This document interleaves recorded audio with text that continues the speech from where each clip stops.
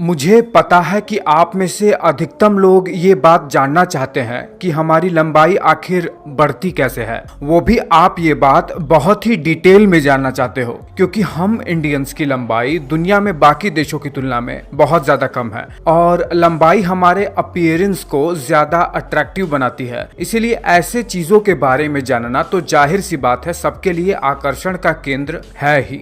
चलिए बिना समय गवाए हम ये बात जानना शुरू करते हैं कि आखिर लंबाई हमारी बढ़ती कैसे है। देखिए, सबसे पहले तो आपको ये जान लेना चाहिए कि लंबाई के बढ़ने का मतलब हमारे हड्डियों की लंबाई का बढ़ना, यानी हमारे हड्डियों का ग्रोथ वर्टिकल डायरेक्शन में। और हमारी ये जो हड्डियों की ग्रोथ है लंबाई में, ये जनरली लड़कों में 16 साल तक और लड़कियों में लगभग 14 से 15 साल तक ही देखा जाता है। और ये हमारे शरीर में होता कैसे है, हमें यही तो जानना है। देखिए, हमारे शरीर में लंबाई का बढ़ना हमारे दिमाग से शुरू होता है। बच्चों में जब ग्रोथ एज का टाइम होता है तब उनके ब्लड में हाई अमीनो एसिड का level, low blood glucose level, low fatty acid level, या बच्चे जब खेलते कूदते हैं तब ऐसे टाइम में होता यह है कि हमारे ब्रेन में मौजूद हाइपोथैलेमस, जो कि हमारे शरीर में सभी प्रकार के हार्मोन को रिलीज करने वाला कंट्रोलर होता है, उससे एक हार्मोन रिलीज होने लगता है जिसे ग्रोथ हार्मोन रिलीजिंग हार्मोन कहते हैं। ये ग्रोथ हार्मोन रिलीजिंग हार्मोन क्या करता है, ये जाकर सीधे पिट्यूटरी ग्लैंड के एंटीरियर पार्ट को स्टिमुलेट कर देता है ग्रोथ हार्मोन रिलीज करने के लिए। अब जैसे ही पिट्यूटरी से ग्रोथ हार्मोन रिलीज हुआ,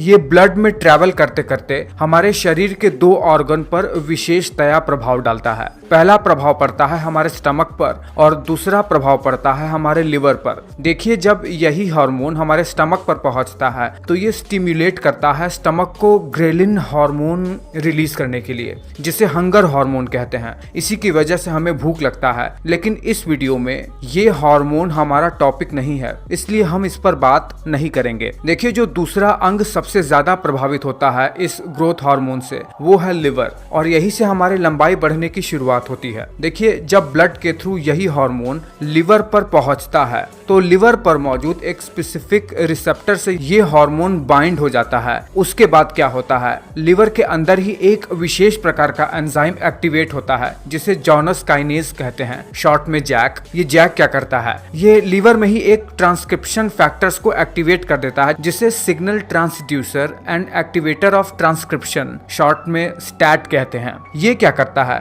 ये हमारे लिवर के सेल में मौजूद डीएनए के स्पेसिफिक जीन सीक्वेंस पर जाता है, जहां पर डीएनए क्या करता है, एमआरएनए प्रोड्यूस करके एक बहुत ही विशेष प्रकार के प्रोटीन को ट्रांसलेट करता है जिसे कहते हैं इंसुलिन लाइक ग्रोथ फैक्टर 1, यानी IGF-1। अब देखिए क्या होता है, यही IGF-1 ब्लड के थ्रू हमारे शरीर में हमारे मसल्स, हमारे बोन और हमारे कार्टिलेज जैसे टिश्यूज पर जाकर काम करना शुरू करता है, और इसी की वजह से हमारी बोन्स, हमारे मसल्स जैसे चीजों में ग्रोथ होता है। जब ये मसल्स में पहुंचता है तो मसल पर एक रिसेप्टर से बाइंड होकर एक बहुत ही कॉम्प्लेक्स प्रोसेस के थ्रू अमीनो एसिड को प्रोटीन बनाकर मसल बिल्ड करने में मदद करता है। पर इस वीडियो में तो हमारा ये टॉपिक नहीं है कि मसल ग्रोथ होता कैसे है, इसीलिए ये जानना हमारे लिए जरूरी नहीं है। हमें तो ये जानना है कि हमारे हड्डियों की लंबाई कैसे बढ़ती है। देखिए, जब ये बोन पर पहुंचता है ये IGF-1 प्रोटीन, तो ये क्या करता है, ये बोन के दो सेल के एक्टिविटी को काफी बढ़ा देता है, जो कि बोन के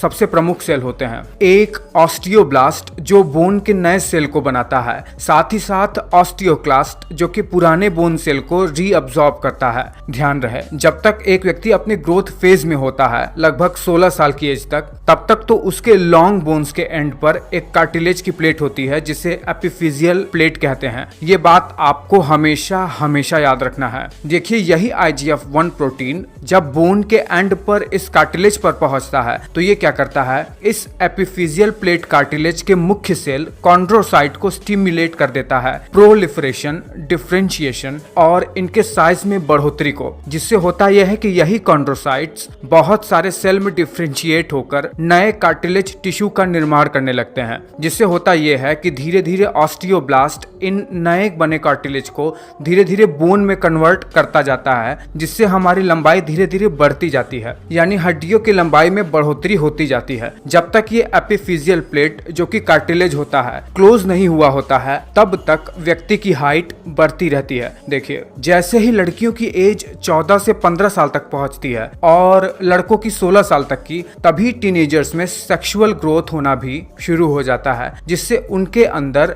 एस्ट्रोजन और टेस्टोस्टेरोन की वृद्धि होने लगती है। ये दोनों हार्मोन क्या करते हैं? ये दोनों हार्मोन दरअसल हमारे ग्रोथ प्लेट को पूरी तरीके से फ्यूज करके उन्हें बोन में कन्वर्ट कर देते हैं, जिससे प्यूबर्टी आने तक ग्रोथ प्लेट ऐसा रह ही नहीं जाता जिससे कभी व्यक्ति की लंबाई बढ़ सके। अब देखिए, इससे ये बात सिद्ध होता है कि ग्रोथ एज में टेस्टोस्टेरोन और एस्ट्रोजन का बढ़ना हमारे लंबाई को दबाने का काम करता है। अगर आपको ये बात जानना है कि मेरा ग्रोथ प्लेट क्लोज हुआ है या नहीं, तो आपको डॉक्टर के प्रिस्क्रिप्शन से अपने हाथ या अपने पैर का एक्सरे करवाकर ये बात पता कर सकते हैं कि आपकी ग्रोथ प्लेट अभी ओपन है या नहीं। अगर आपकी ग्रोथ प्लेट ओपन है तो आपकी लंबाई बढ़ सकती है, और अगर ग्रोथ प्लेट क्लोज हो चुकी है यानी पूरी तरीके से बोन में कन्वर्ट होकर फ्यूज हो चुकी है, तो आप कुछ भी कर लीजिए, आपकी लंबाई नहीं बढ़ेगी। देखिए, ये IGF-1 का काम और क्या क्या होता है ये भी तो आपको जान लेना चाहिए। दरअसल ये हमारे एडिपोज टिश्यू पर जाकर एक्ट करता है, उन्हें लाइपोलिसिस करके इसी ट्राइग्लिसराइड को ग्लिसरॉल और फैटी एसिड में तोड़कर ग्लिसरॉल से ग्लूकोज बनाने का काम भी ये